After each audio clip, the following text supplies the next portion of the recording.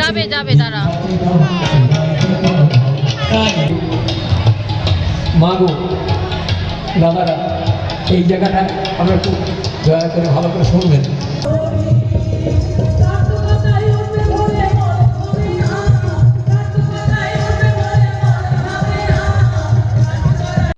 নমস্কার। তো বন্ধুরা, তোমরা সবাই কেমন আছো? আশা করি তোমরা সবাই কৃপায় ভালো আছো।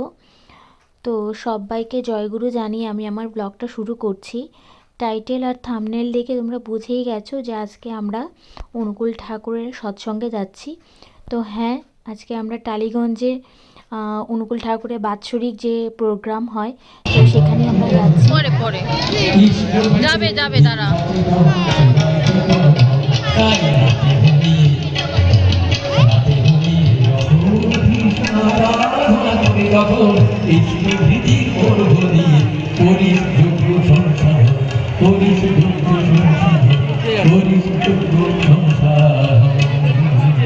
বন্ধুরা, এটা হচ্ছে টালিগঞ্জের বাৎসরিক যে ঠাকুরের অনুষ্ঠানটা হয়, একটা বড় প্রোগ্রাম। তো সেটাই হচ্ছে ঠাকুরের আজকে আমাদের এখানে সবচেয়ে বড় প্রোগ্রাম। তো দেখো ঠাকুরের কত সুন্দর করে সাজানো হয়েছে, মানে চোখ ফেরানো যাচ্ছে না, এত সুন্দর। আর এত সুন্দর সুরের মূর্ছনা, চারদিকে সব শিল্পীরা দেখো নিজ কণ্ঠে গানগুলো গাইছে। তাই আমি কিন্তু গানগুলো মিউট করিনি, যেহেতু ওনারা নিজেদের কণ্ঠেই গাইছে, তাই গানগুলো তোমাদের আশা করি খুব ভালো লাগবে।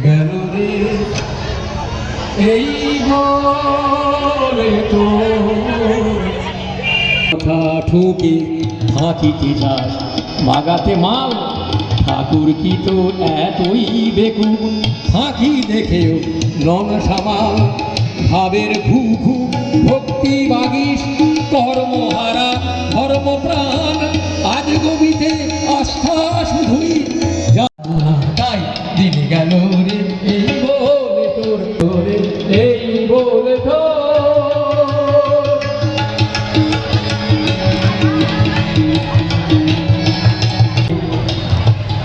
মাগো দাদারা, এই জায়গাটা আমরা একটু দয়া করে ভালো করে শুনবেন। দেবতার পায়ে মাথা ঠোকে ফাঁকিতে ছাড় আগাতে মার, ঠাকুর কি তোর এতই বেকু, ফাঁকি দেখেও নন সামাল, ভাবের ঘু ঘু ভক্তি বাগিস, কর্মহারা ধর্মপ্রাণ, আজ গভীরে আস্থা শুধু যাহার নামে ধার, শক্তি দিও করতে পারি তোমার সেবা বর্ধনা, শক্তি দিও করতে পারি তোমার সেবা বর্ধনা, কর্মহারা এ প্রার্থনায় লুকিয়ে আছে পারব না, তাই দিন গেল রে, এই বলে তোর বসে থাকলে চলবে না। বন্ধুরা, আজ এই অনুষ্ঠানটিতে আমি অংশগ্রহণ করতে পেরে নিজেকে না খুব ধন্য মনে হচ্ছে। আর ঠাকুরের অনুষ্ঠানে গেলে নিজের মনটা দেখবে অটোমেটিক চেঞ্জ হয়ে যায়, খুব ভালো লাগে।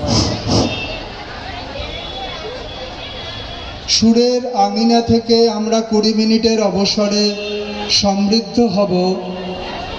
আমরা ঠাকুরের সৎসঙ্গই হোক বা ঠাকুরের যে কোনো কাজই হোক, নিজের মনটাকে জাগ্রত করার জন্য যাই। আমরা মাঝে মাঝে ঝিমিয়ে পড়ি না, তাই নিজেকে একটু জাগ্রত করার জন্য যাই।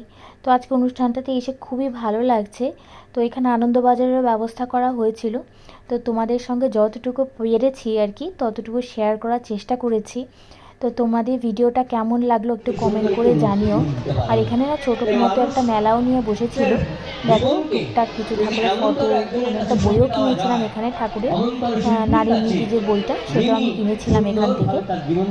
তো দেখতে থাকো তোমরা বন্ধুরা। আপনি একজন মহামানব বলুন বা যুগাবতার বলুন বা পরম পুরুষ বলুন, উনি হচ্ছেন এই যুগের বহু মানুষ তার শরণাগত হয়েছেন, অস্তিত্ব আমরা অনুভব করতে পারি। আসার যুগে যখন আমরা অনুসরণ করি, তার নিজের যখন আমরা মেনে চলি, তাকে যখন আমরা স্মরণ করি বা তাকে যখন আমরা শ্রদ্ধা করি। বন্ধুরা, এইখানে আনন্দবাজারের রান্নাবান্না হচ্ছে।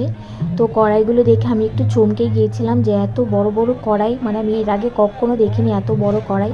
তো ভাবলাম তোমাদের সঙ্গে একটু শেয়ার করে দিই।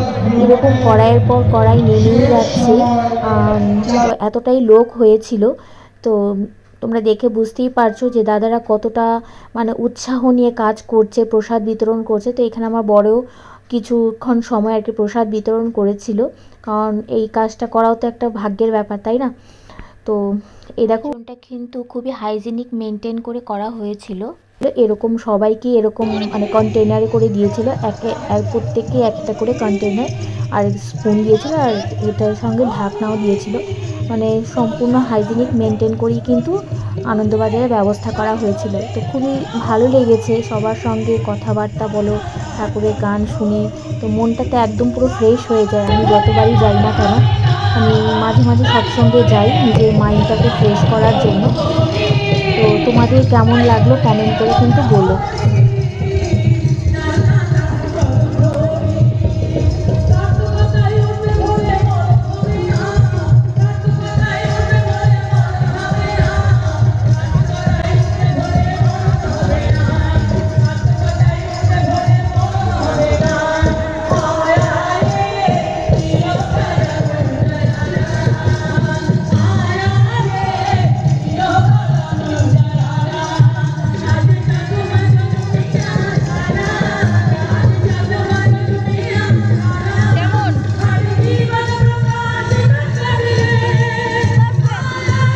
বন্ধুরা, এই প্রোগ্রামটা যেখানে হয়েছিল সেটা হচ্ছে একটা পার্ক প্লাস একটা ময়দান।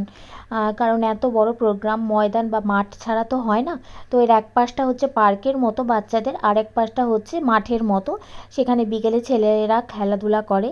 আর এই সাইডটা বাচ্চাদের একটু পার্কের মতো আছে, তো বাচ্চারা এখানে এসে আনন্দ করতে পারে।